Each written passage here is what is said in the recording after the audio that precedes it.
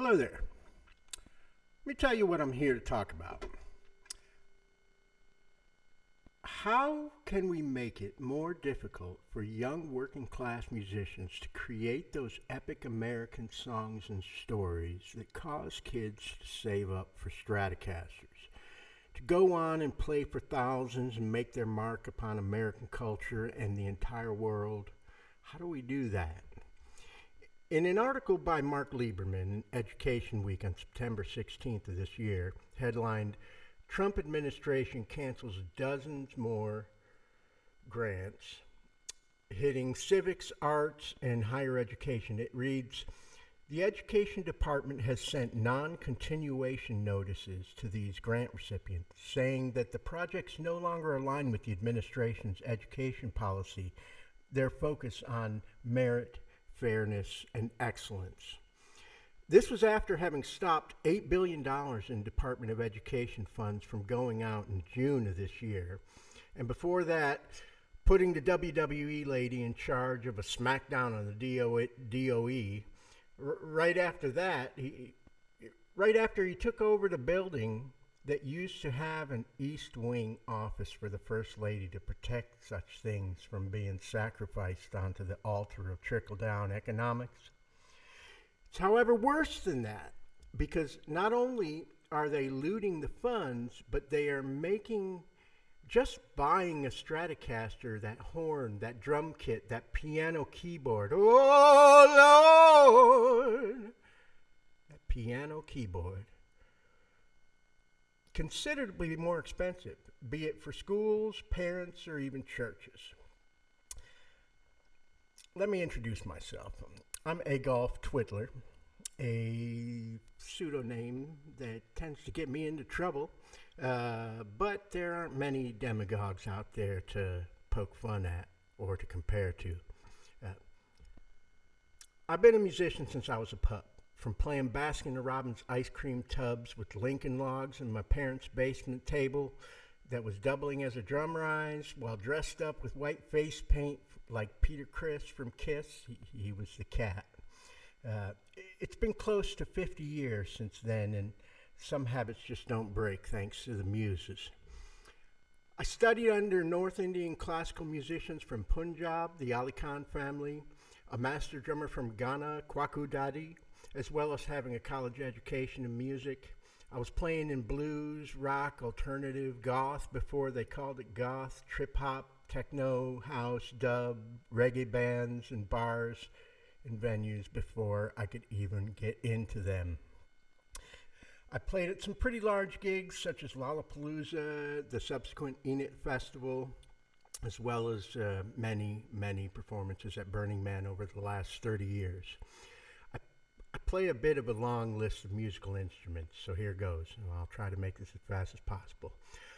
Drums, conga, clave, bells, cowbell, tabla, piano, analog synths, including a respectable Moog collection, modular, analog, Eurorack synths, drums, drum machines, samplers, they are actually instruments, theremins. I'm a proud owner of an actual hand-built theremin by Bob Moog with his signature on it.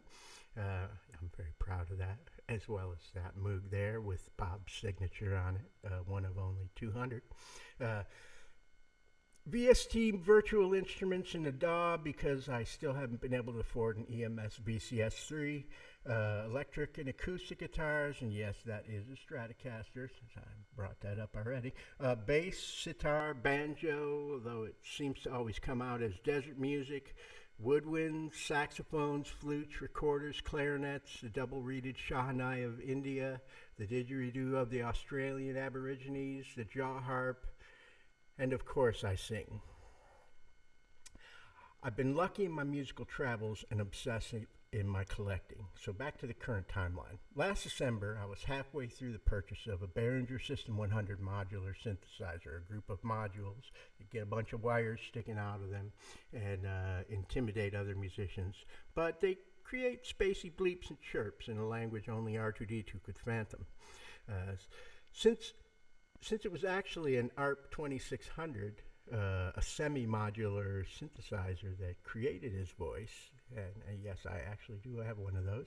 Um, it was at that point that the talk of Trump's tariffs began to upset the U.S. economy, and I decided to fast track that purchase before the storm kicked in. And I'm glad I did too, because that $700 that it saved me was enough to buy another guitar, not that Fender, but a different Fender.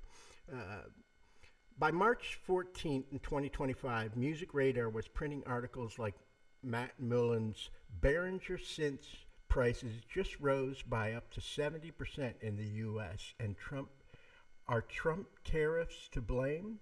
Keep in mind, in 2024, the U.S. economy was called the envy of the world by sources like the Wall Street Journal and The Economist.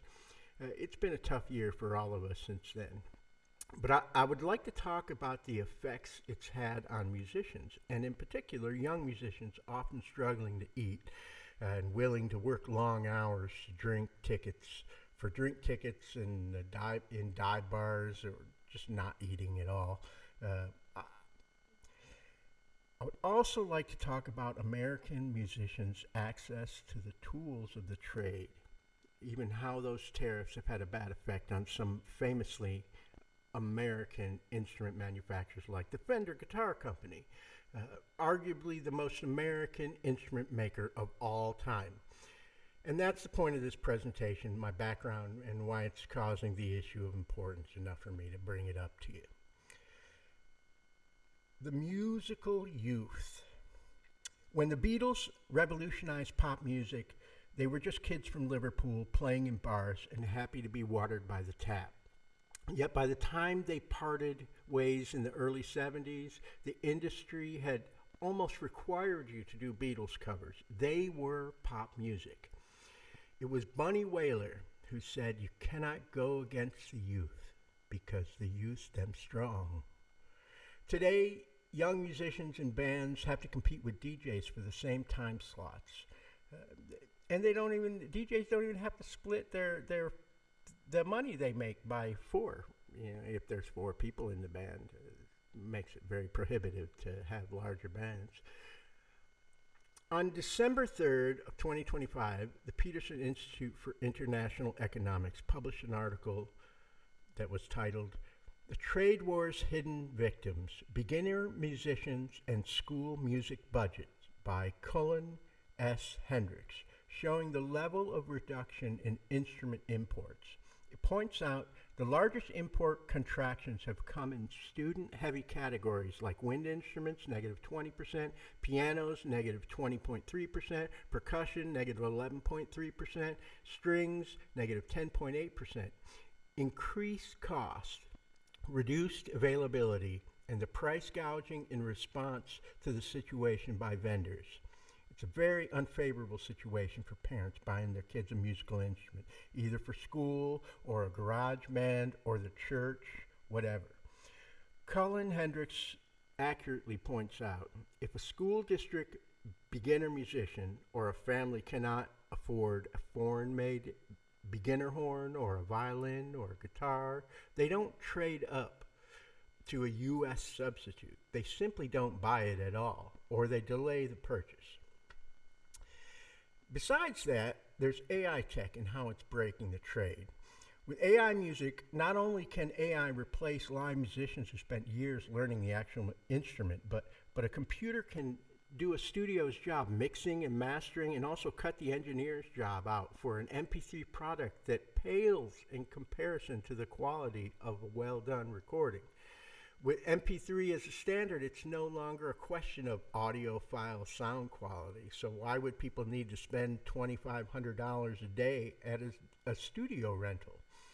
We all see the industry's changing, and it's not waiting around for us to clean our vinyl records or tune our guitars or buy a Neve console. Unfortunately, the days of bands as well as recording studios may be nearing their end in the business, and there's no telling what comes next. But it's up for us to be able to adapt to the changes and to teach our kids to learn the new ways, or just grow old playing music that we can no longer market and not being too financially rewarding. On Fender guitars. They are an American treasure. There's arguably no more of an American musical instrument than a Fender electric guitar. In the article by Guitar World published in September 23rd this year, in 2025, by Jan L. Borg, titled Uncertainty Around Tariffs May Cause Fender's Operating Performance to Deteriorate More Than We Expected. Fender has been forced to increase its prices to weather the tariff storm, according to a new report. In the article, it points out that Fender's credit rating was downgraded by credit rating analyst Moody's, citing tariffs and increased financial pressures as key factors in its projection. The increased prices have shifted consumers to buying from the used market, adding to the stress in an already volatile situation for this American company. American music represents a massive share of the world's music industry, and the Fender Guitar Company represents American music. I like American music. So in conclusion, American musicians and students of music and public education do not need more pitfalls and challenges in this timeline. The great Albert Einstein once said in relation to where he got his theory of relativity from, "It occurred to me by intuition, and music was the driving force behind that intuition. My discovery was the result of musical perception."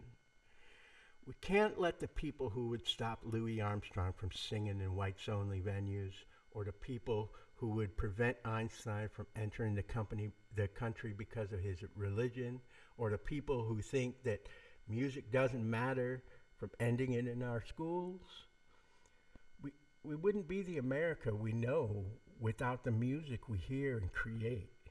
It's far bigger than records and CDs and online downloads. It's our culture, and it's who we are. Thank you.